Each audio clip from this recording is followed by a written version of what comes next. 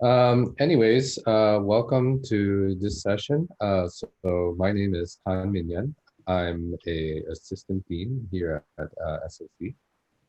I work in the undergraduate office on enrichment portfolios, which includes UROP and a number of other things like NOC as well. So the NUS overseas colleges, we also manage for the school. So I'm really excited to share with you today a briefing about the UROP. And so to be very similar to the ones that we've conducted previously, but of course it's new for you.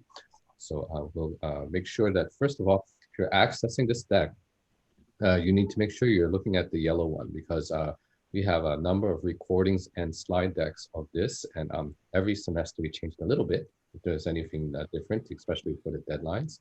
So we changed the highlights just so that you're clear.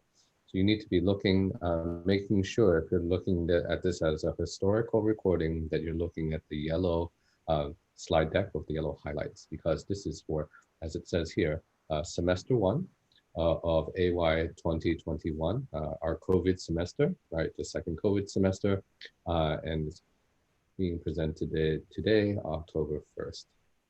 Okay, and really this is for students thinking about joining our UROP program, which is a really, really nice program. I wish I'd had it when I was an undergraduate in January 2021. Okay, so I'm just going to keep it in this, well, let's see, I'm going to try to run it into slideshow and see whether that works okay. Let's see.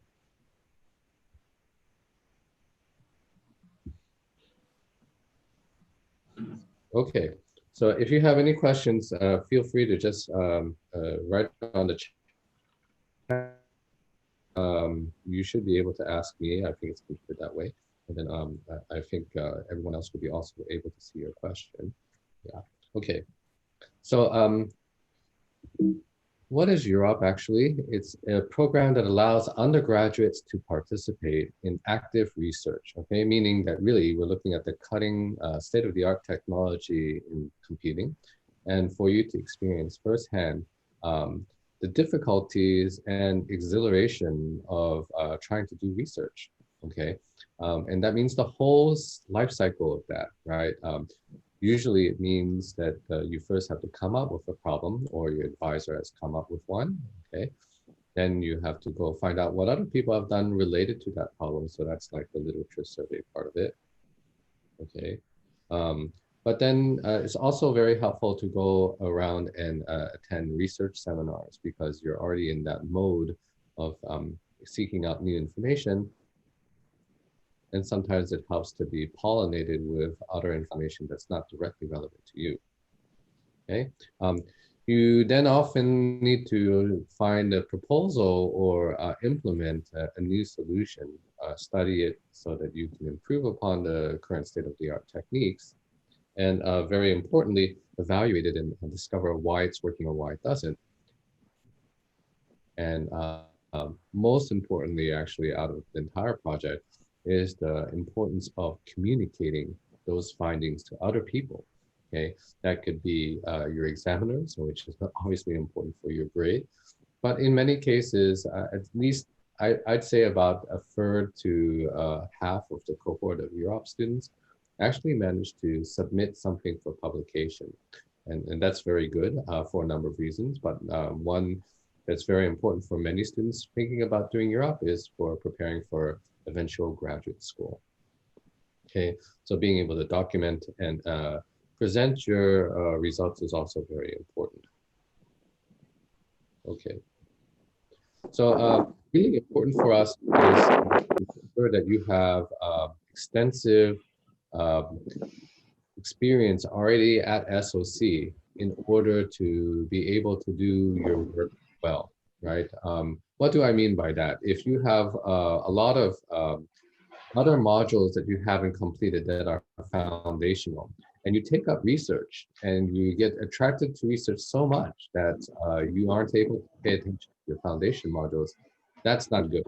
Okay? We have to make sure that all of the people who are taking UROP are able to do their work appropriately, okay? So it means that we need you to satisfy the requirements of being able to have completed your foundations fairly well, fairly good CAP, not terrible, and so that we won't worry so much about you for your coursework. You have room for enrichment programs such as research. Okay, so this is why we have these two different criteria that we've illustrated over here. Okay, they need to be there in order to make sure that you're doing well on your own work.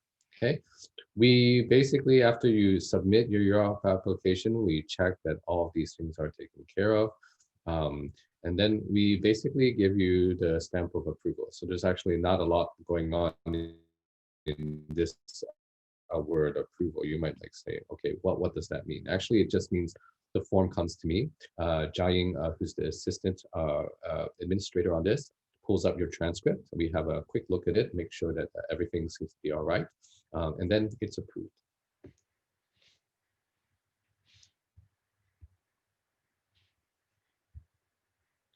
Okay, so how does it work in terms of the timeline? It's actually really simple. It mirrors what we have already done for other project modules, such as what you will be preparing for likely if you do an FYP later on, the final year project, but also any other type of project-oriented module that we have in the school. So these could be programming modules or software engineering type of projects that you would take for modular credits. Okay, basically there are two deadlines. One is the deadline for your continuous assessment interim report. Okay, so there is an interim report due at the middle of both semesters. And then after the interim report is submitted, then you have your final assessment. So your final assessment is at the end of the semester. You have to turn in a report for that as well. Okay, and then you have to present it. Okay, so that is the basic two parts of what you're going to be doing. Okay, so that is basically 4 deadlines, right? So there's 2 intermediate deadlines in the middle of the semester. So for current UROP students, they've just pretty much done this. Okay, that they have to make a presentation, presentation during the semester and actually give their CA report at the end of the semester 1. Okay, and then the final semester is after here. Okay, so yeah, this is wrong. Sorry, let me go correct these text here. Okay, I'll correct it later in the deck. This should be semester 1. Okay, and this should be semester 2. Okay, so that's the same there. Okay, because you guys are starting in semester 1. Okay, so yes, all right. So sorry, I still got it wrong. Okay, this is correct.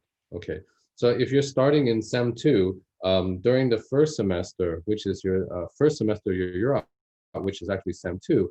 By the end of Sem 2, you will have turned in your continuous assessment report and you will have presented to your supervisor or their research group. And at the second semester of your UROP, so this is your first semester. And this is your second semester. So this is after the summer, okay, in the fall. Then you would have another final assessment due at the end of week 12.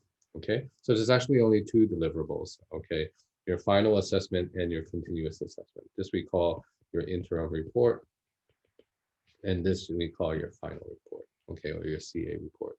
Okay, so these 2 things are necessary for you to do, and then you actually give an actual physical presentation, or in this case by Zoom, at this time to your presentation staff. Okay, 1 examiner. Which is the same as your main examiner here, okay, that is due at the end of Sem 1. Okay, sorry about the confusion there. Okay, and how is it graded? Again, these are standard criteria that we use between FYP as well as UROP, as well as other project modules. Basically, the first semester of your 1-year course will have 30% weightage, and that comes evenly split from your supervisor as well as the evaluator assigned to your project. okay? And they'll document you on these metrics here. So they're given a scoring rubric, and your grade will consist of these parts, okay? So you can see here again, report and discussion are a very large part of that, okay? So you have to be able to not only do the work, but be able to communicate it well, okay? When we get to the second semester, right, it shifts to a larger percentage, right? So it's the 70% remaining. And again, it's evenly split between your supervisor and your evaluator, okay? And then here you can see there's more weightage towards the methodology and a more well-roundedness of what you've done, okay? So that's also very important, okay? So the only checkpoint here is that at the end of the CA, there is this clause, okay, which you and your supervisor as well as your evaluator assess how you're doing. So if they think you're doing fine, and by and large, we don't have any problem with UROP students, then you will receive the IP grade, which means you're in progress, you're not finished with the module yet, and you'll be able to continue on for the second half of CS 3209, okay? So that's basically the workflow of a UROP, okay? So you basically start, in the beginning of next year, if you're looking to start in Sem 1 of Sem 2 of AY 2021, okay? And then you will be able to start your project as soon as your supervisor is okay with it, all right? So what you need to do is, again, go online to this website, okay? So you have it here, okay? You need to fill out your name, your student number, contact number, and your program, okay? Your year of study. So most of you should be in year 2, year 3, okay? And if you have if you're a USP student, you can use UROP to fulfill your ISMs, your independent study modules. So that's why we asked you that. And then if you have any particular areas of computing that you're already interested in, you can put this information here, especially information about past research and awards and prizes that you may have done or been awarded, okay? We'll check this with your transcript, but you need to tell us your modular credits and the number which you are currently enrolled. So this is for the past semester that you've just finished, okay? And this is for the current semester that you're undergoing, okay? You tell us your CAP, and then you go to NUS registrar, get an unofficial transcript, and upload it here so that we will just double check that that is the correct one. Okay, you actually can fill this out after you have a little bit of an idea of who you want to be supervised with. So this will make it easier because you also have to tell us who is the potential supervisor of your UROP. Okay, so I'll come back to this form in a minute. Okay. So today is the first day where UROP applications open. Once everything is okay, you will get an email from the Microsoft Office system to say that your application has been approved, okay, and then you can start right away. Now, it's basically week 7, week 8 now, so you have basically until the rest of the semester to finish looking for a supervisor who will agree to work and supervise, advise you on your project, okay? But actually, we don't have a firm deadline. So this is actually a bit of a rolling deadline, okay? You can actually do this anytime, even after this deadline is okay. But it's nice to have everything done so that you can start off on a good footing when you start your UROP and, at the, perhaps even during the winter break. So it's not mandatory, so it's not strict.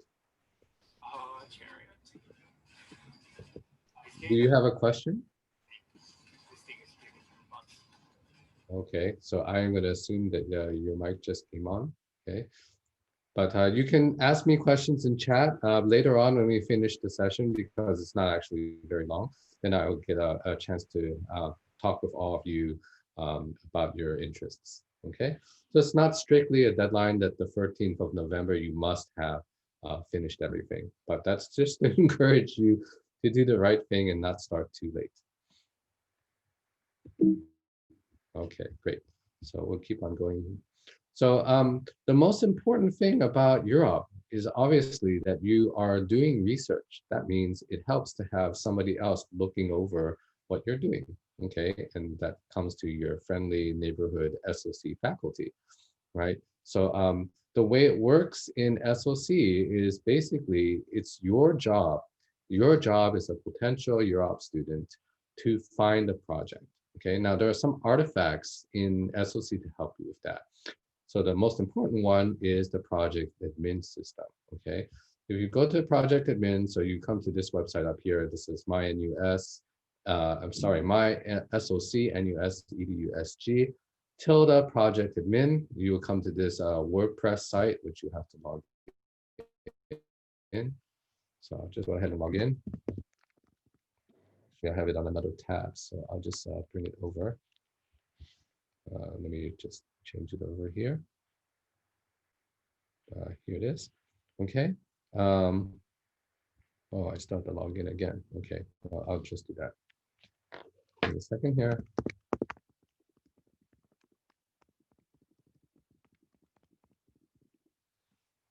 Okay, and you should see a system a little bit like this, okay, where you can look at which projects are being proposed by faculty.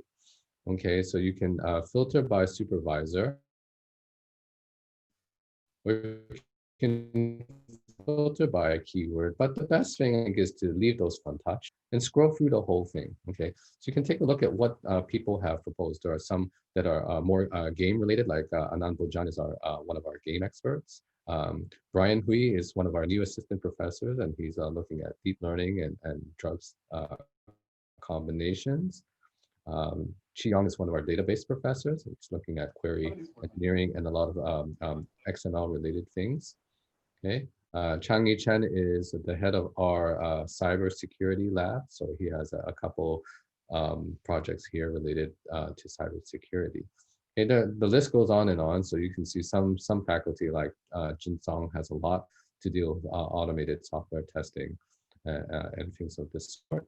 Okay, there are theory projects as well as like Frank Stefan's projects and other projects on other related work. So for example, Brian Lowe is one of our machine learning lecturers. He has he's been working on Bayesian methods for a very long time. So he's looking into those areas, okay? So you'll notice this list is not too long. There's only 67 projects in here and you're wondering, okay, well, you know, there doesn't seem to be something I really am interested in. Could I look at, you know, other projects? And the answer is definitely yes, okay? Like it says on the slides,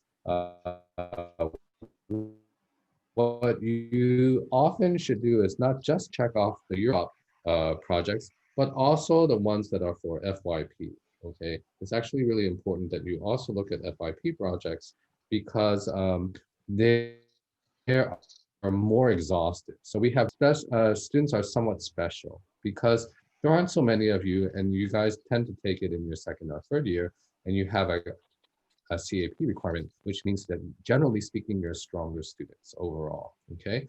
So for many supervisors, it's actually a really good prospect to get you hooked into their research lab in year 2, year 3, and for you to continue to do research with them in year 3, year 4, okay, through FYP, through other independent projects, because then you'll receive the benefit of training over multiple semesters, okay?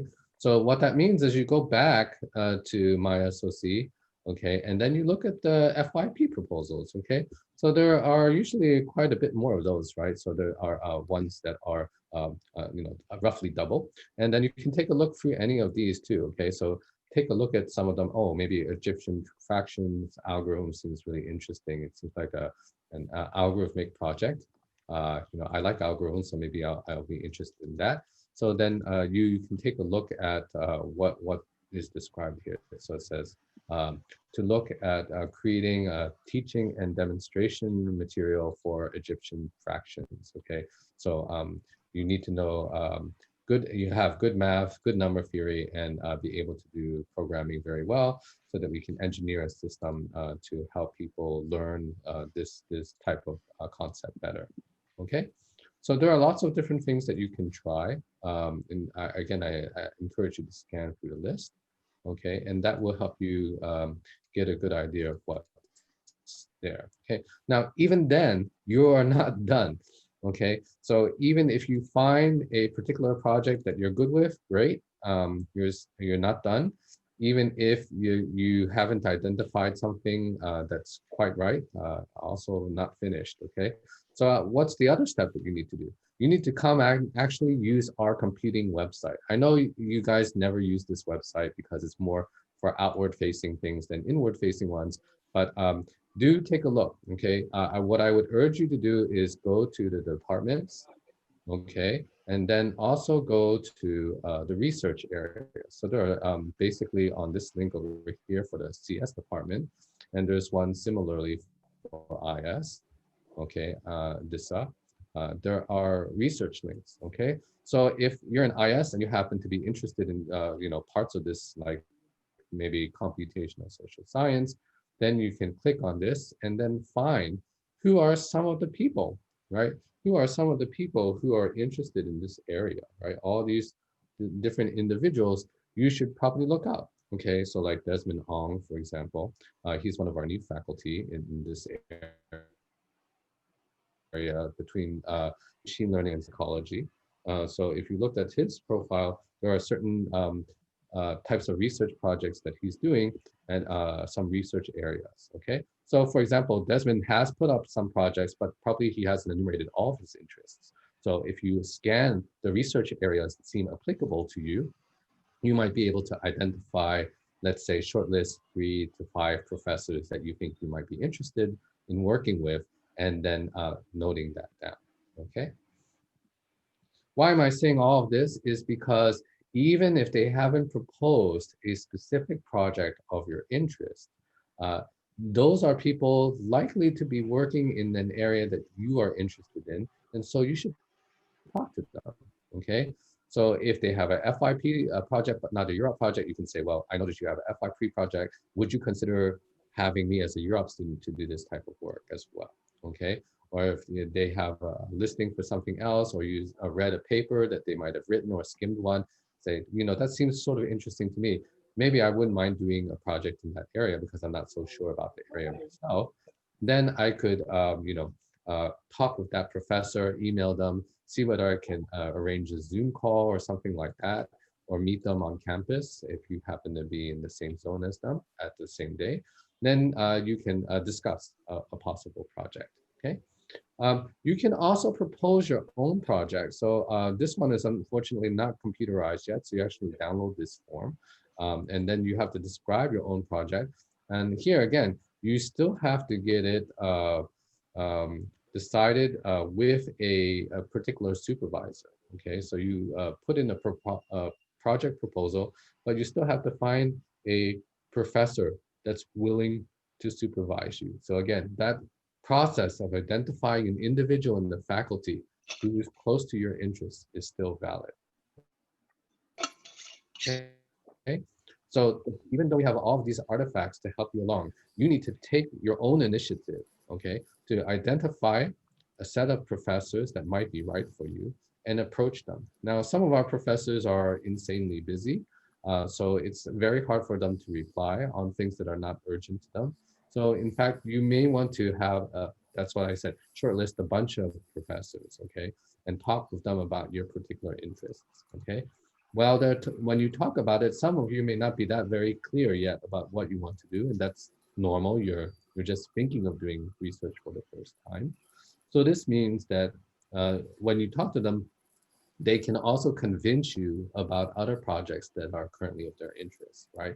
They probably have a lot of other things that they're doing. It's just that they haven't found the time to write it up, to put it on either the UROP or the FYP website, okay? So when you engage them, then they can customize possibly a project specifically for your interests, okay? Aside from that, I'd say, UROP, like FYP, like a lot of other things, are long-term projects that work a significant amount of MCs here, in this case 8. So you need to find a mentor that best fits your interests, but not just that, also their advising style, right? So how they deal with students varies. You know, some will be relatively standoff because they need you to take more initiative. Some, like our junior professors, like assistant professors, have a bit more time, so they don't have to run school as much as our senior profs. So they will maybe be able to meet with you every week, you know, just to check on how you're doing. Okay. Certain people like to be very hands-on. Certain people like to be very hands-off. Some people have very large groups where you can depend on other peers within your research group to help you. Some of them, especially smaller groups like theory, they tend to work more individually. Okay. So it really depends on your interests, your area, and your working style to help you find and cement that right supervisor. Okay. So my advice is always to, you know, find somewhere between 3 to 5 shortlisted professors. Okay. Write to all of them. Okay. And those that you actually get a reply from, schedule a Zoom, right? Okay, so this is step 1, step 2, and step 3. Okay, if you do all those things, and you can start now, again, it's already open, then it's quite likely by the end of the semester you have things all lined up and you're ready to go. Okay, so like I said, there are a number of other projects that are in the system. Here's just a snapshot of them. A chance to look at those in the system right now. Okay. And again, I want to impress upon what we tell our faculty to you. Okay. So our faculty sometimes also, especially if they're new at SoC, don't know the difference between UROP and FYP. So you already know what FYP is. It's a final year project that's expected of many students to do first class honors, is to do a dissertation. Okay. It's worth more. So you can see here, it is worth 12 MCs worth of modules credit. So it's actually 3 modules. Okay. But FYPs don't need, although they can be, they don't need to be research oriented. They could be software engineering oriented. They could be networking oriented in some other way that could include also, you know, teamwork in team projects. Okay. FYP students tend to have a little bit more time because they're closer to graduation. They usually only have like 2 to 3 to 4 to 5 modules left. Okay. But that is very different from UROP. Okay. UROP students, as you already know, you're coming here, you already heard that we have a CAP requirement. Typically, UROP students are already taking 5 to 6 modules per semester, and then adding, you know, their 5th or 6th or 7th module as their UROP. Okay, so that happens a lot. They have less time. You guys have usually less time, but because you're already fairly good students, you have the, you know, capacity and initiative to go beyond what an FYP student can. Okay, what we end up seeing from my experience is that our UROP students and FYP students tend to turn out about the same quality of work. Okay, the difference is, again, for UROP students, this is your first training. So after you do your UROP, you become much more valuable as a research scholar when you apply for FYP, if you decide to, for your next application. Whether you like working with your supervisor, you want to continue in his or her lab, or whether you want to switch to a different area, it makes it much more appealing because you've already been trained one time. Okay. So there's a difference there. The other important difference is it is a full year research project. So even though it's 8 MCs and arguably only like the load of 1 module, 4 MCs per semester, we expect you to work during the entire year. That means during your summertime, during your winter break. These 2 times, we expect UROP students to contribute to their own project, okay? Now, that doesn't mean that you're not allowed to do internship, not at all, okay? In fact, most UROP students still do internship, even FYP students do that, but we expect you to continue to work. Don't take a break from UROP because you're doing an internship. Okay. That said, it's perfectly fine if you are just doing UROP for the entire summertime and your winter break. That usually results in a significantly better thesis because you have more time to devote to that. Okay, it's actually very important for something like research that you have an extended period of time to understand the background of an area before you can contribute to it. Okay, that seems to make a lot of sense, right? Okay. Okay. FYP and UROP are both project modules, so you'll get actually some support from the school. So you can talk with your principal investigator, your professor, whether they have any expenses that they envision for your project. So if you, for example, have to implement the system and you need some supplies, or you're doing some computer engineering project and there's some consumables, some circuit boards or FPGAs that you need to buy, you can do that, okay, with your professor's help, okay?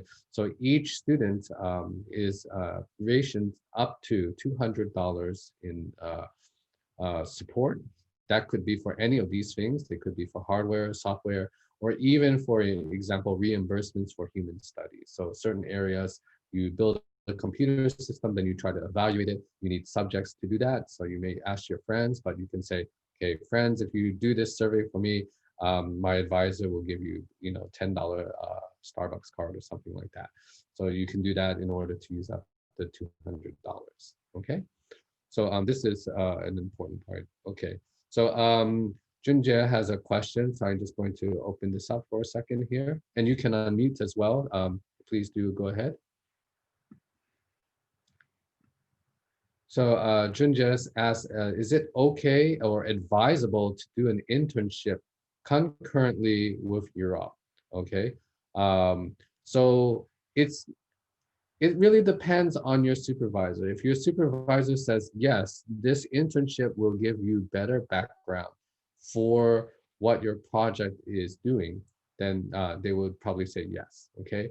Putting on my other hat and thinking about, your graduation and looking for jobs, it is always good to do internships, okay? Always good, okay? Because you get to see how the grass is greener or not so green on the other side, and you have a much better idea of what type of job position or role you want to play in society after graduation. So I always support you doing an internship. However, putting back my own other hat, my UROP hat, it's actually important as a UROP supervisor to make sure that the students have enough time to work on their project. So I think because you have to absorb a lot of a lot of literature, what other people have done, and in order to come up with a good project idea and then improve upon it, it does take time. Okay, so again, this is something you should negotiate with your supervisor. Please don't be sneaky and tell them, yeah, I'm not going to do an internship, and at the last minute drop them the bomb. Hey, sorry, the advertising was too good. I'm going to be doing a remote internship at Facebook, and it's paying me a lot of money. So, I'll still be doing UROP, but I won't have so much time. Okay, try to be upfront about that with your prospective UROP supervisor and tell them, I'm still thinking about it. I'm not married to the idea of doing an internship, but I think it would be good for me. And in fact, Min told me it would be a good idea. So, they can blame me for it. Okay, so it's really two different things, right? One is for your own enrichment. You should definitely be doing external things so that you can get a better view of the landscape, clarify what it looks like after you finish school.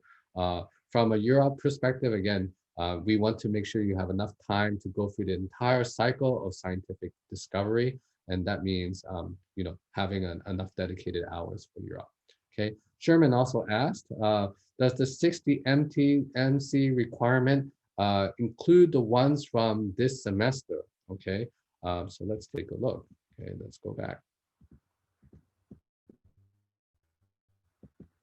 Okay, so it says here, it is in progress, right? So you have to have done 60 MCs completed by the end of this semester, okay, in order for you to qualify. So this is basically like 3 semesters worth, okay? Okay, that's what it means. Okay, now if you happen to be a poly student and you have already like done 20 MCs of work gratuitously through exemptions, we'll consider that. Okay, what we really, all of these requirements are trying to do is from a, in spirit, trying to make sure that when you go through the rest of your SoC lifetime during your UROP, you're not going to be impaired by needing to do really well on your coursework. Okay, that's what it means. All right. So we just want you to have a strong enough record that we say, yeah, this student is doing okay. I'm not worried that they're going to flunk their programming or they're flunk the software engineering modules. Okay. So that's what we're worried about. Okay. Of course, again, free semesters for normal A-level students. I wouldn't say normal, you know, the stream of students who go through A-level, this is fine. Okay. For students who are going through poly, who went through poly and have only done 2 semesters of work, then we would probably want to see a CAP a little bit higher than this, okay, if you got 20 MCs worth by exemption, right? Because you don't have so much of a track record with only 20 MCs worth, sorry, 40 MCs of actual done work in the school, okay? So hope that answers your question. Keep them coming because I'll be happy to do those. But you can also unmute or let me know, or you can annotate the screen. That's also fine. Anyways, happy for me. Okay. So, okay. Troy asked, is it possible to have a 1 semester UROP? The answer to that is no, but there's a caveat to it. There's a different method to do a 1 semester research project. I'll go over that towards the end. And can we further enhance the UROP project to use an FYP? A definite yes. Okay, professors and our schools generally like to see UROPs turn into FYPs later on. So especially in the case of that idea of a 1 semester UROP, is it something that you can do? Yes. And then if you don't have enough time for a full 1 year UROP because you're already in, let's say, year 3 right now, so you'd be applying for a year 3 Sem 2 for 1 semester of work for research, you can do that. It wouldn't be called a UROP, but you can do that. And then you would say dovetail that into your FYP, your CP 4101 course for the year afterwards. Okay, so I will talk about that in a short while. Okay. Benjamin asks, hi, Prof. Can I ask what's the difference between UROP and a research intern position? Okay, sometimes they are synonymous, sometimes they're not. Okay, UROP is an actual modular course. Okay, it has a course code. It's called, what is it, CP 3209. Okay, it's for an entire year. Okay, so you're getting modular credits for doing research. Okay, a research intern or undergraduate research assistant position is a paid position usually. Okay, it depends on how the professor uses that terminology. Okay, they could mean UROP, they could mean a paid position. But if it's a paid position, that is actually for money and it doesn't usually dovetail with your MC. So you could still be doing the same thing, but for pay, and you could do it at, you know, whatever time scale they want, right? So like 8 months, 3 weeks, whatever is required to do that. Okay, so as an undergraduate research assistant, sometimes you're actually not doing research. Okay, you could be doing other things. Like I currently have a student who has this exact title, undergraduate research assistant, but he's actually helping out improve our software plagiarism system, right? We have a lot of modules where we submit code and we want to make sure students are doing the right thing by writing their own code. So that is not so much research, but it is production work that helps the school. Okay, so that is an example of something like that. Okay, so I hope that answers your question. If not, ask again. Okay, so let me get back here. So, you know, the nice thing about UROP is we have a lot of very successful stories to tell you. So there have been a lot of students who've done UROP and gotten very good results from that. And I think the core thing that we want to teach you about UROP is the scientific process, okay? The scientific discovery process. So it doesn't mean that by taking a UROP, the goal is to publish a paper. That's sort of not so important, okay? The important part of doing a UROP is that you understand what we mean by the scientific cycle, you know, to propose a hypothesis, to test a hypothesis, to show that either null hypothesis is valid or invalid, okay, and to do the work to kind of construct the research problem and then solve it, analyze it, and then be able to communicate it, okay? So another thing that you'll see people dealing with is, for many, it may be the first time that you have to do a project that's year long. I mean, we have a lot of modules, including the module that I teach. Some of you in this call are in that module too, where the project is only like somewhere like 2 months. Okay, how much can you really do in 2 months? You're usually going to work as an individual over the entire year. So it takes a lot of this time management, okay, in order to do it very well. Okay, you have to understand that UROP has to fit in the space where all of your other module or your internship deadlines don't encumber you. Okay, managing is hard. Okay, many students struggle with that. Okay, so Eugene also wrote, he's one of the TAs for the course that I teach, how to a clear problem statement about what you are trying to do is really hard, okay? Once you have a good problem statement, then there are certain tools, mathematical tools, algorithmic tools that can be used to fashion a solution to it, okay? But realizing what exactly is the problem is actually very, very difficult. Your supervisor may help you with that. They may have already cut and dried it for you, so it's more like a homework assignment. But normally, you know, UROP students are expected to come up with an idea of a problem. Okay, and Feng Yuan also writes an important part. It's like being able to communicate, right? Meaning I have to be able to read research, okay? Definitely the right way to read research articles is not from the top to the bottom, okay? You skim repeatedly at different levels to get a better understanding.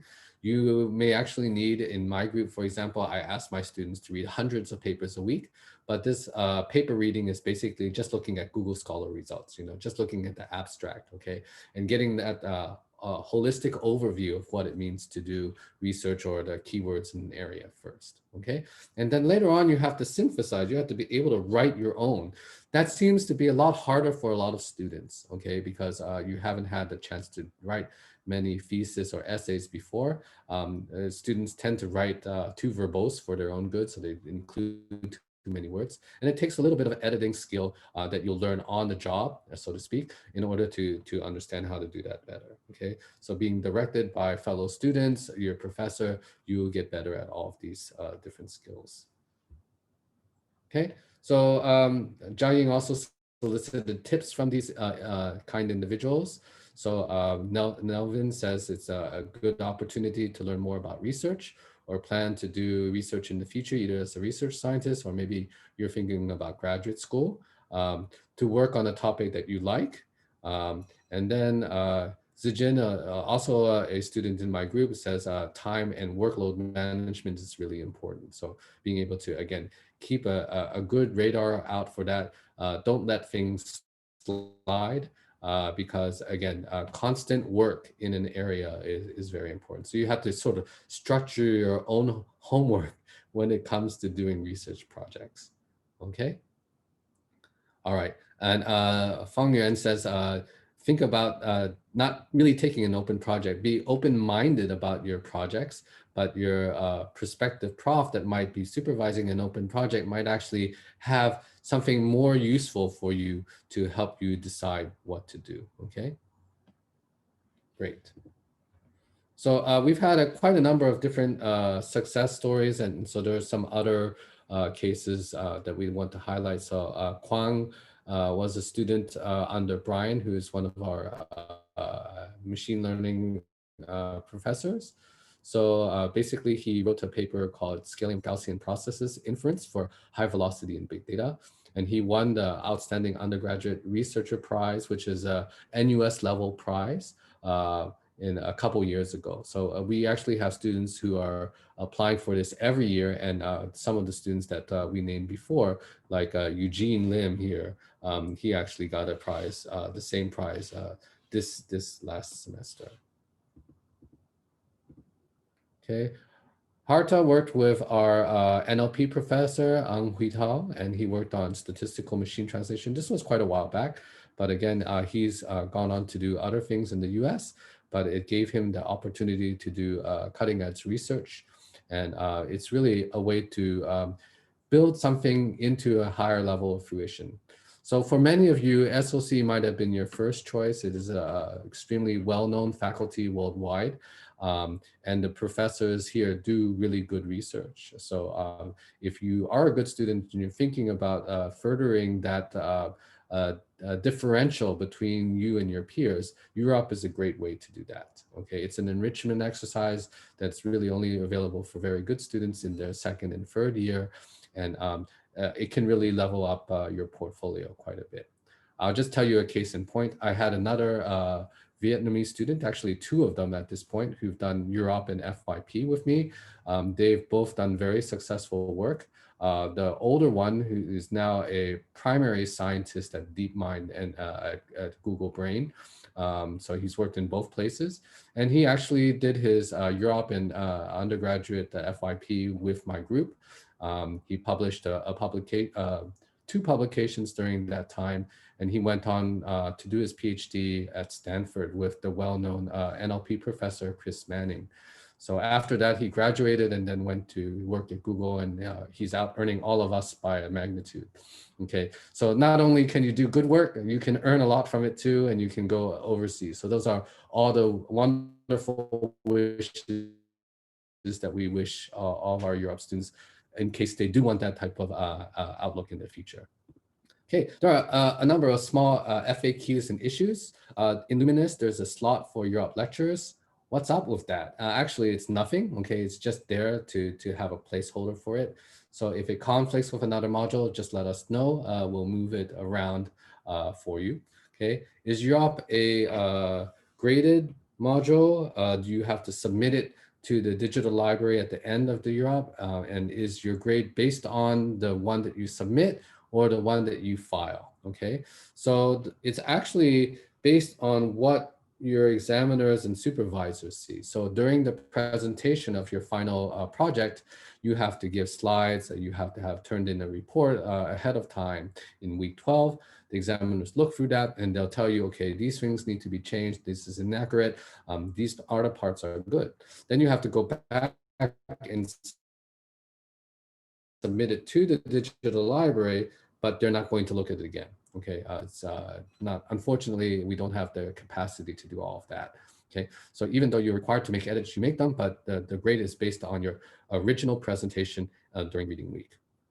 There's no hard copy anymore. We're all E, and exchange students are actually allowed to take UROP. So if you have friends who are coming in as exchange students, they can try. But as it says here, exchange is usually just for one semester. So we wouldn't advise them to do UROP, okay? So there was a question, I think, earlier that asked about single semester UROP, okay? So single semester UROP is no longer inside of our, it's no longer branded as UROP. We call this an independent project, okay? So what this means is you just sign directly on with a supervisor. They fill out a form with your signature on it that says, I'm okay with supervising this student for an independent research project instead, okay? So then they can do this project, or you can do this project, but it's only for a single semester, all right? So the guidelines are accordingly much simpler. There's only a final presentation just for one semester, and your supervisor decides all of that, okay? There's no secondary evaluator as a check and balance for a single semester project, okay? So that is all of the information that I wanted to give to you. So if you have any questions, you can go to the UROP site. So the UROP site has all of this information, and later on, you can go to the forms and download. You'll see the slides that I presented for you today here, and there'll be another link to the current video recording. This is actually casted on YouTube right now, so that you can have any friends who missed the briefing, you can tell them just to go look at that. Okay, so you can also go through this. There are some other FAQs and other things that you can take a look at, especially if you're not really sure about what it means to do UROP, and we don't get a chance to cover it in this session, then you can ask there. Okay, so I'm going to take your questions. I'm going to take off the screen share and invite you to chat with me, or unmute and ask your questions. So I've got at least one other question from Sherman, okay, and one other from Heng Yu. So let me talk about Sherman's question first. Hi, Prof. To look at the list of projects available on the SoC website, do we refer to the 2021 or 2020, the Sem 2 or Sem 1 tab? So you're looking at the Sem 2 tag because that's the ones that are starting next semester, okay? But like I said, you should be actually browsing all the information on both the UROP and the FYP website, okay, for both the current semesters and any past semesters that you can find in that system. Your whole point of doing this exercise is to locate, again, not a particular project, but particular professors that you would like to work with, okay? Or if you've talked to other seniors and they say, oh, work with this person, they're really good. They have very supportive, they answer emails very fast, or, they make time out for you, things of this sort. That's very important to get that good fit. Okay, so yes, the answer is to look at the 2020-2021 semester 2 tab, but don't stop there, okay? Cheng Yu asks, is it possible to do UROP while on SEP? It is, but it's not that advisable. And I guess you can see why, okay? SEP is putting you in normally a different time zone. You're not local anymore. Of course, now these days with COVID-19, none of us are really local. So it's probably better to wait until you come back, okay? On the other hand, if you're considering doing SEP, you might want to look at the program, the faculty on their side, right? If let's say you're going to, the US, heaven forbid you go to the US right now, but never mind. Let's say you go to the US and you find a good professor to work with there.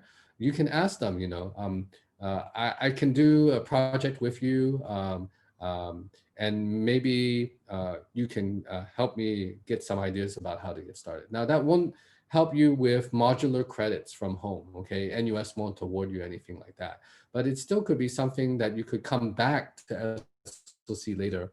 Find a local supervisor. Say you could come to me, hey, Prof Min, I worked with, XXYY who is in natural language processing, which is one of your work areas. I already did this, type of things there. And I wanted to continue to do that type of project here. Would you be interested in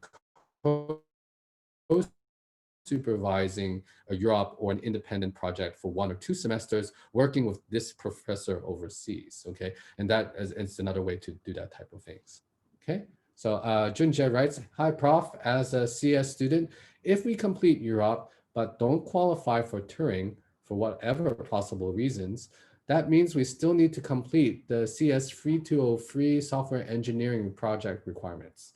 Yes, that is correct. Unless you're a Turing student, you will not be able to use that to fulfill your project software engineering project requirements. Even if you do UROP and you want to apply for that exemption, you have to have your professor certify that your UROP project indeed does contain a fair amount of software engineering work, okay? So you have to do all the things that a normal software engineer needs to do. Maybe it needs to be an integrative project. You have to produce enough tests and unit tests and integrative tests.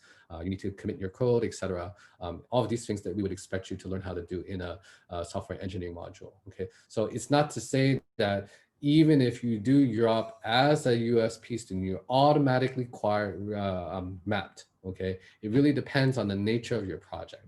So for example, some projects that are very theoretical based, let's say, you have an algorithms project where it's mostly theoretical, mostly math, then, there's not a lot of chances that you would do a large software engineering project as part of that, Okay, so in that case, it wouldn't work out for that.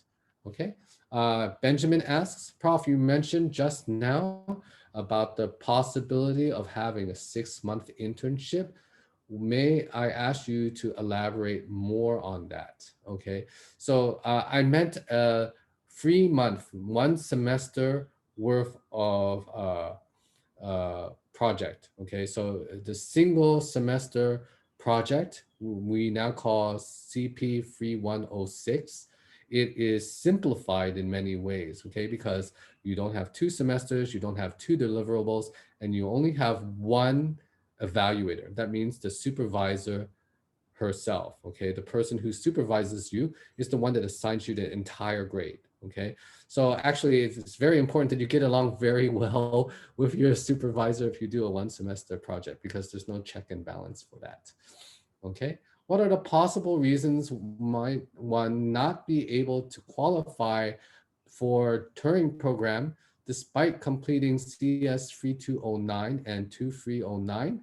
Again, you can talk with the Turing program specialist. Currently, that is Prof. Seth Gilbert. He is the one managing Turing, and I think von Neumann are 2 special programs for CS students.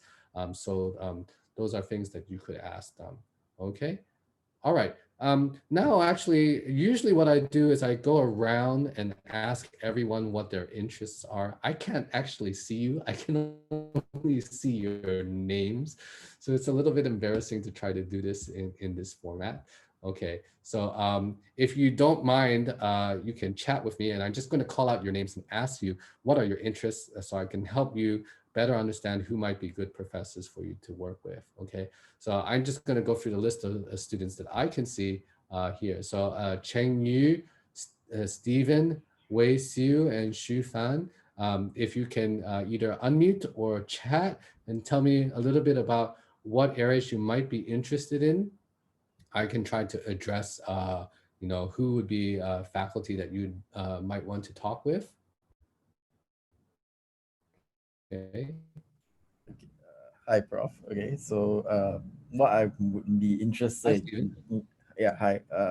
What I would probably want to look into would be something related to machine learning, either NLP, maybe Bayesian, like something to do with statistical learning. There was one. I'm also scrolling through the project list. I think the one that was for this sem, there was one that looked also quite interesting about modeling physics with machine learning. Basically, something to do with machine learning and new developments in that field. Is there something Yeah, that so we have a fairly large AI department, and there's a lot of faculty there.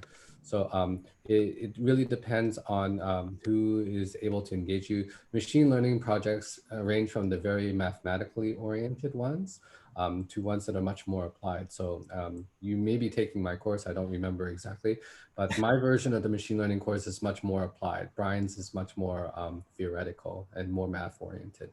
So you can take your pick on these things. So the right place to look is, again, at our computing website. Go to the departments, Department of Computer Science, and find the people who are associated with the artificial intelligence group. So I'll just share my screen for a second here.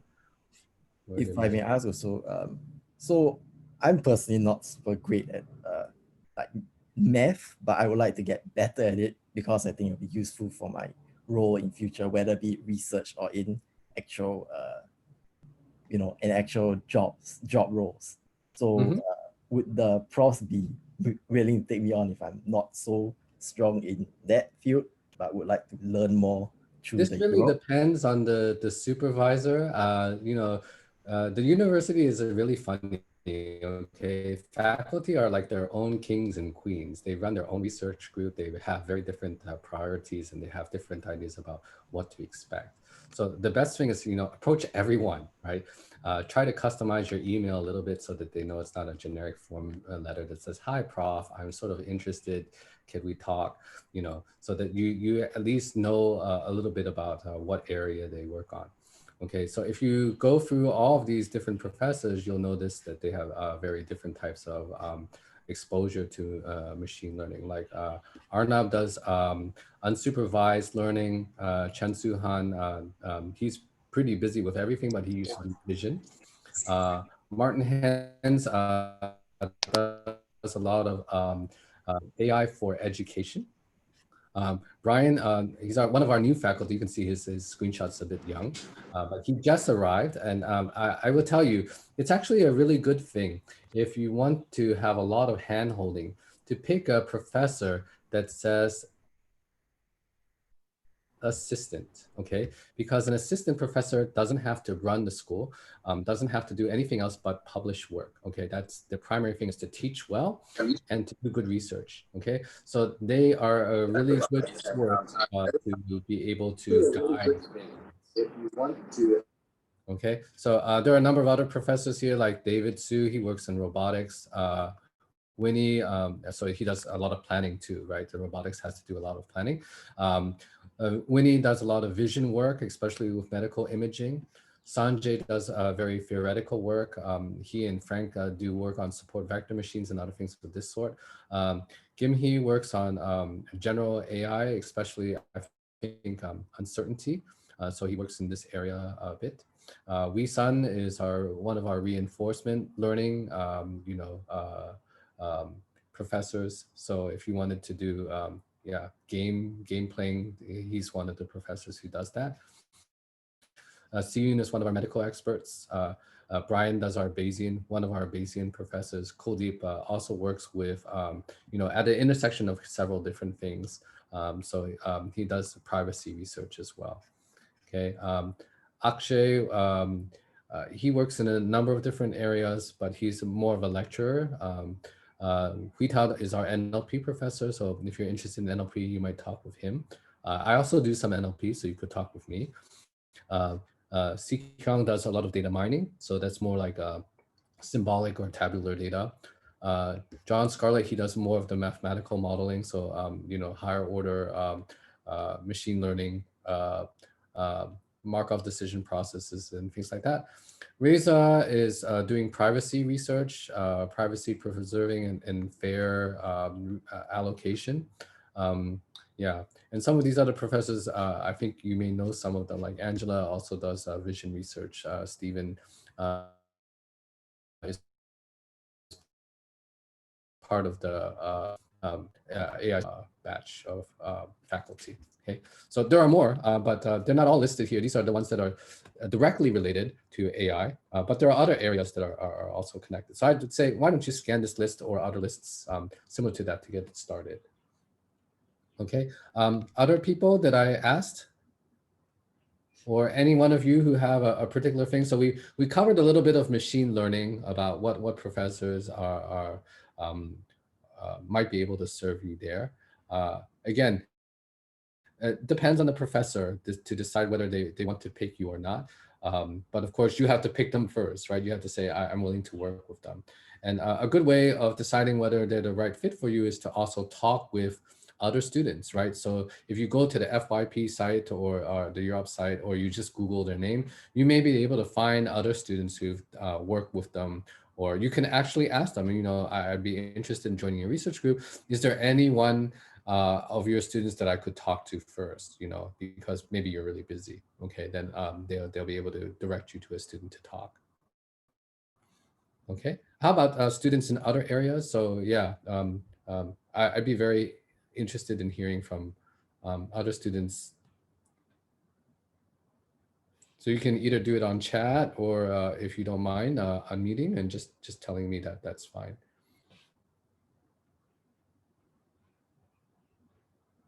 Hello. Hi.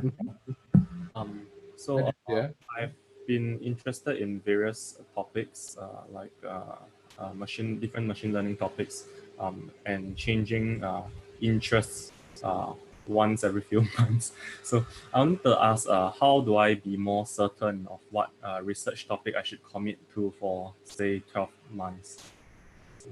That is a good question. I think, if you can't decide based on topic, you might decide based on personality. Like talk with students who are working with that prof, and or working with these profs and see what it's like to work in that research group. That might be one way, because if you're undecided about a topic, you may be more decided about a particular research group, like the peers in the research group or that particular professor. That's one way to do it. Yeah.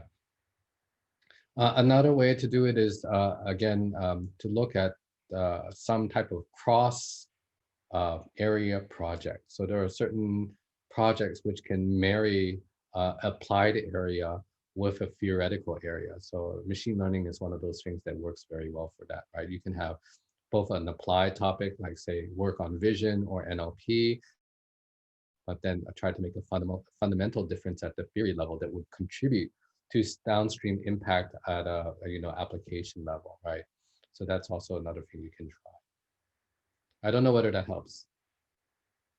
Thank you. Okay. Other questions, especially from people who are in other areas of interest?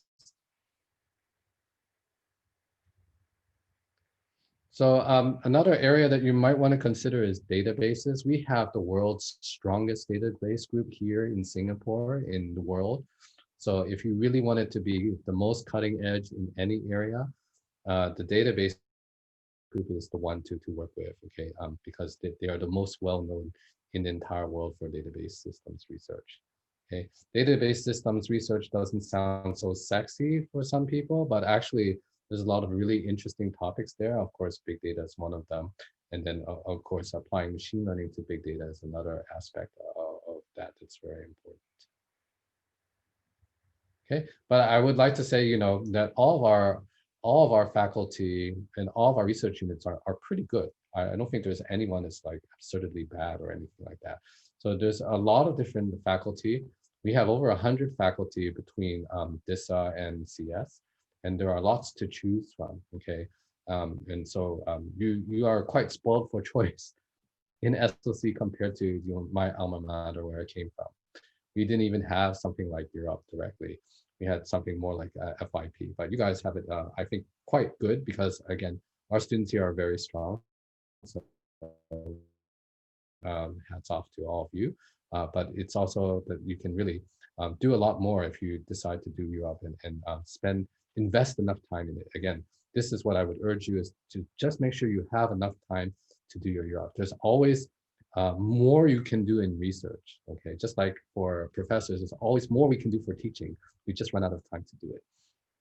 Okay, Sihao writes, hi Prof, what do the open-ended projects mean in the projects list? Okay, that's a great question. That means that professor is okay with you proposing your own project. Remember in the slides, there was one case where we said, perhaps you can propose your own projects. Okay, like you're allowed to propose your own project right here. Okay, so it'll take you to this form that you can fill out.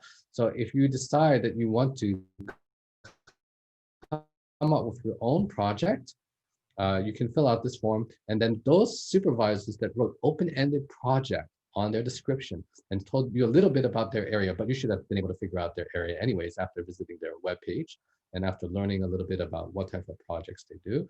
Then you could approach them and say, hey, I'm interested in doing a machine learning project, or I'm interested in doing information security, or I'm interested in doing a case study for information systems on use of IT. Okay, all of these things you could propose, and then you can find the relevant faculty who are already open to that. Okay, now you're not limited to just them. If you want to do an open-ended project, you can still approach anyone that didn't list it and say, do you have the bandwidth? Do you have the capacity to take me on as a student for this? Could you supervise my thesis? Okay, and if they say yes, then you're good. You're all set. Okay. All right, so I'm going to turn off my screen share so I can see more names. So how about Tianqi or Li Shuo or Yongping, Yu Chen, Wang, Sherman, Meng Jin, or Brian Kwok? Any of you guys want to tell me a little bit about your interests or what you're planning to do? Hi, Prof. Hi, Meng Jin. Yeah, you can start first. I'm interested in theory and algorithm, but I'm not very sure what are the UROP projects I should take, because some of them requires quite high level basic background. Like for inductive inference, it needs like a 4,000 level class. So I'm not sure whether I can take it. So is there any suggestions? Yeah, again, 4,000 level classes are fine, but actually what happens is when you do you're actually going to use a fraction of one 4,000 level class. That's what it means to do research. Okay, it's not like you need the whole module. You'll need like one lecture from that class, and then you will have enough background to start in an area and then dive deeper. Because of the way research works, any course that you take, even at the 5,000 or 6,000 level here, is still sort of like background surface, shallow level knowledge that you'll need to do for a project. Okay, that doesn't mean you need the whole thing, because if you take the whole module, it'll still be just contextual knowledge, sort of like CS is contextual knowledge for understanding, I don't know, AI or software engineering.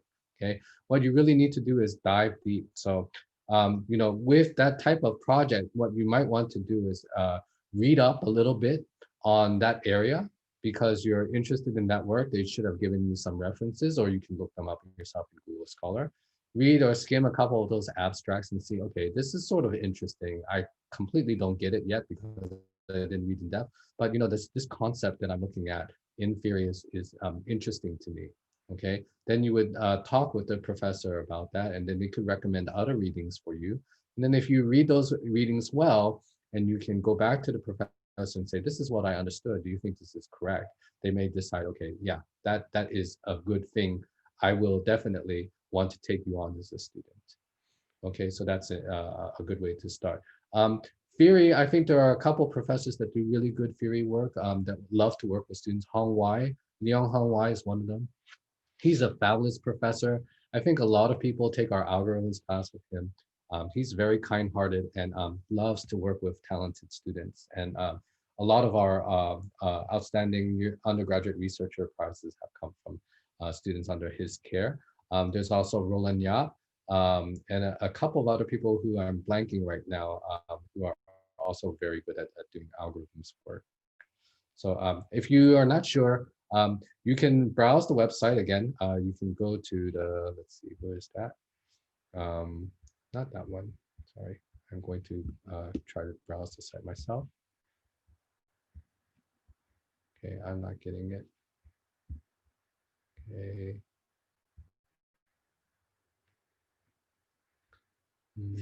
I'm going to share my screen again.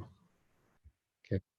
Yeah, if you guys need to go, I know it's already 3:15, you can go. The recording will be up. I think there was one person who asked that.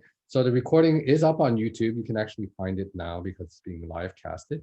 But I will give you the URL again later. Okay, you can find the slides first of all. The slides are listed here at the beginning. Okay, so you can just write down this URL bit.ly/SoC-UROP-2010. This is the semester, right? 2020 semester 1, which is 10. Okay, the video, if nobody else goes and clobbers my address, will be available here. Okay, but it'll be definitely on YouTube. Okay, so these two addresses you can note down. I'll let's see, maybe I can put them in chat so that you have them there too.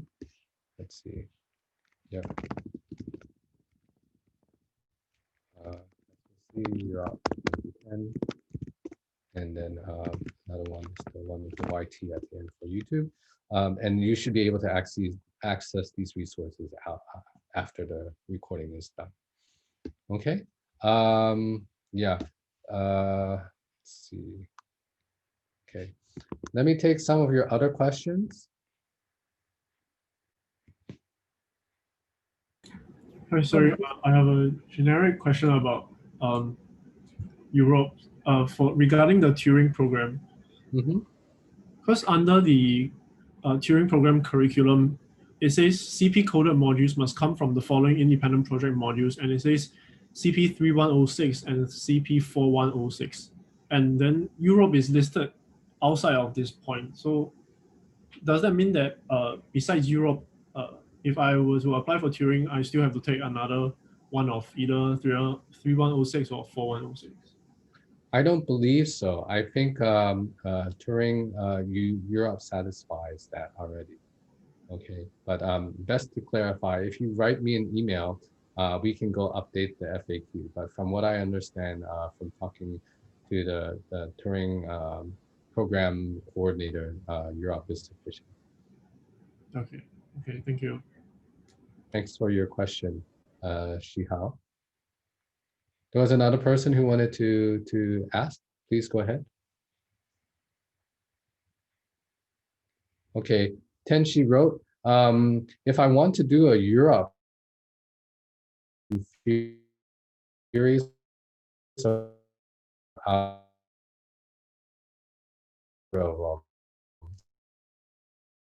do I need to have a no? Okay, it really depends on the nature of the Europe you're doing. For most research projects, background helps, but it's sort of limiting, okay? Because when you do research in a particular area, you need to know a very small amount of research very, very well, okay? And so like I was telling before, if you are intending to do a Europe on theory, there will be a lot of other theory papers that are helpful, but not necessary to know, because the core area where you're trying to make a dent, in the information or the knowledge will be very limited. It'll be less than, one lecture's worth of materials in any one course, okay? Of course, it doesn't hurt to have background. In fact, it helps a lot in certain cases to do some cross-pollination, okay? Which means you know a little bit of things from other areas, and that can help you with ideas that will help you generate a good approach, okay? But definitely it's not required, okay? It does mean you need to have very strong math background in the particular area where you're planning to contribute in theory, okay? So if you're trying to do a Europe in an area that's traditionally very heavy on linear algebra, and you don't know linear algebra at all, probably you want to save it until after you've taken your linear algebra coursework. Okay. Do we have any students who are interested in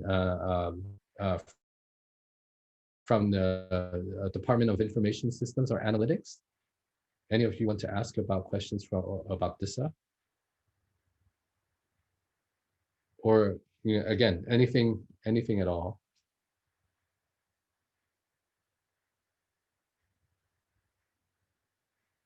Okay, then I'm going to ping a couple of you again and see whether you have any more questions. Again, the briefing is actually already over, and you're just taking time to try to answer your question. So if you have other questions, stay around, but if not, you are free to go. I don't want to take up all of your time. Okay, Yong Ping or Daniel or Troy or Chao Jin, do any of you have questions that you want to ask?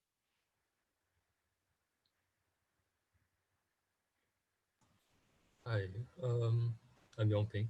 Yes, Yong Ping. Okay, currently I'm interested in quite a few areas though. So, but one of them is quantum computation and information. Mm-hmm. So there was I think she's still with us, Stephanie Werner. She does some of the quantum computing in our school. There are certain projects that are tied with the Center for Quantum Technology, Yeah. that you could do work that's joint between the two departments. So there's a small amount of professors who do that. So you would definitely want to approach them first. Okay. Yongping, did you have anything more specific? Not really. Okay. Yeah, I don't know that much about the quantum computing area. There are a couple of people who also do work on quantum.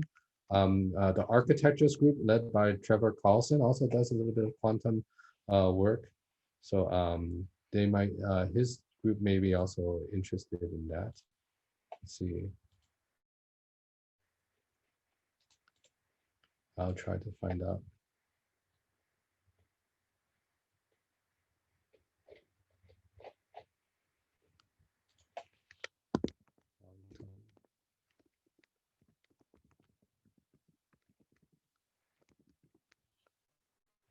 Yeah, so another person is Rahul. So he's he's the other person that I would recommend.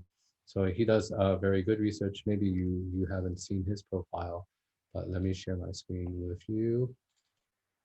Okay, so this is Rahul. He also works at CQT. He's also a person in the CS department. He has a rather nice address, com20202. So you could mail him and ask him about things in theory. So he does a lot of stuff in theory, but obviously theory is very close to quantum work. So you might want to ask him as well. Sorry, the first person you mentioned was?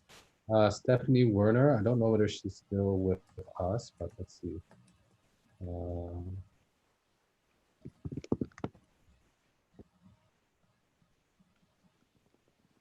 Whether she's still here. So who else is around? Oh, Devish. You could ask Devish as well. Okay.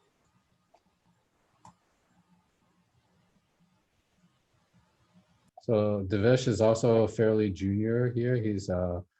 He's coming to associate professor now, but he does work in a couple different areas like randomization and cryptography, which are of course key parts of quantum tech.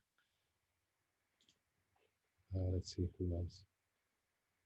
So he's listed here as well.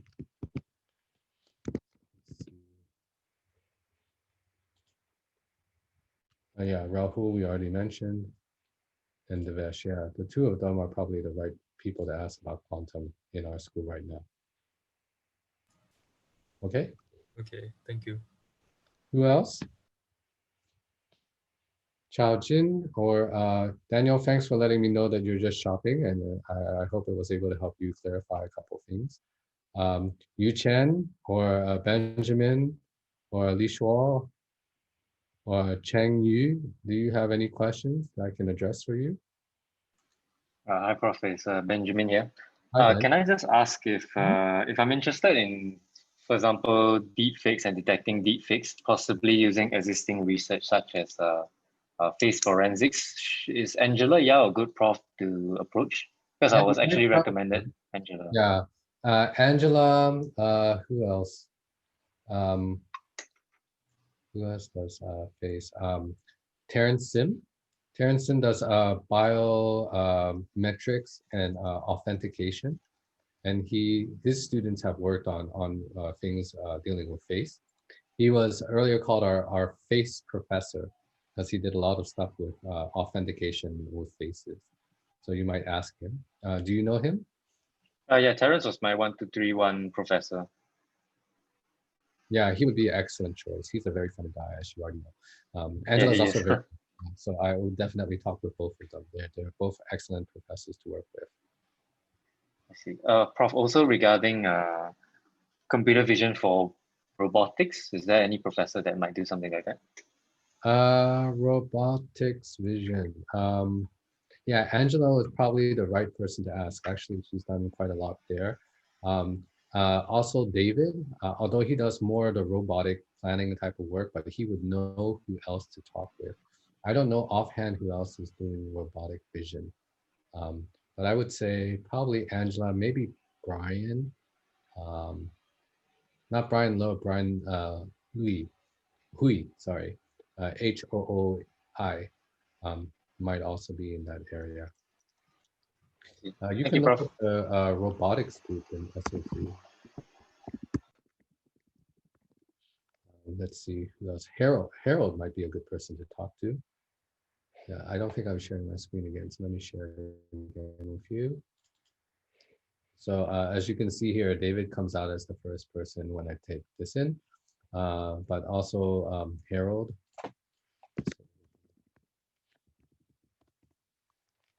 Gim Hee, yeah. He's done a lot of computer vision work, as you can see here. Who else? Yeah, I was trying to think of Gim Hee, but yeah, now the search comes up here. Yeah, he's one of the right people to work on that. Okay, so his lab is actually called the Computer Vision and Robotic Perception Laboratory. So he might be your first person to talk with. Thanks, Prof. Okay. Anyone else? Hi, Prof. I typed a question in the chat box. Okay. Let me find it. Hold on a second. What is a reasonable expectation for the result of our work in UROP itself and a UROP plus FYP in the same area? That really depends. Research is research, so I won't say that it must result in the publication. I would say it's not uncommon that you publish work because your professors obviously have some sense of what types of problems need to be solved in an area. So of course, they'll be guiding you to help to try to solve those problems and make a contribution. What's the most important thing is out of a single year's research problem is you know how to do the scientific cycle, right? Meaning come up with a problem, be able to formalize it, be able to find literature in it, be able to implement or understand how the literature or current solutions work, analyze how well they work or don't work, propose changes to those methods so that you can incorporate a new solution. Sometimes that new solution comes from yourself. Sometimes it's seeded by your professor. Your professor may say, oh, I know how to solve this problem. I just don't know how. I don't have the time to do it. So here's an idea. I want you to go figure out how to solve it using this technique that I think would be valuable to try. Okay. Then after that is to communicate it and write it up, right? To do the experiments if there's experimentation, and then write it up so that you can communicate it with others. Okay. If it's something that yourself and your professor feels is adequate to submit, then often it is. Then you would give that a try by the end of the first year. Okay. Submissions for research usually take some time. They're usually not, an instant thing. So reviews for conferences usually take 6 months. In some areas, they can take over a year. So even if you have something submitted, you might not have it published for a while. So that's why we won't say that you necessarily have a publication out of it. It's just that the most important thing out of UROP is you get the experience about how to do a scientific project. And if you're able to publish, then good. If you're not able to publish, that's all right too. It's not such a big deal. But it's sort of like the feather in the cap if you're able to publish and do good work. And in the case where there's no COVID-19, many times you get to travel internationally to present your work. Yeah.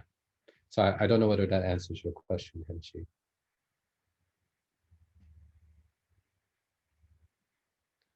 Okay. So Yongping, Benjamin, Li Shuo, Cheng Yu, if you have any other questions, then you can ask. Looks like you guys are out of questions. So I think we're going to call it an afternoon then. So if you have anything else you want to ask, just fire an email to me or Jia Ying will be able to handle your queries. Okay. Cheers, gentlemen. Stay well. Wash your hands. Stay safe.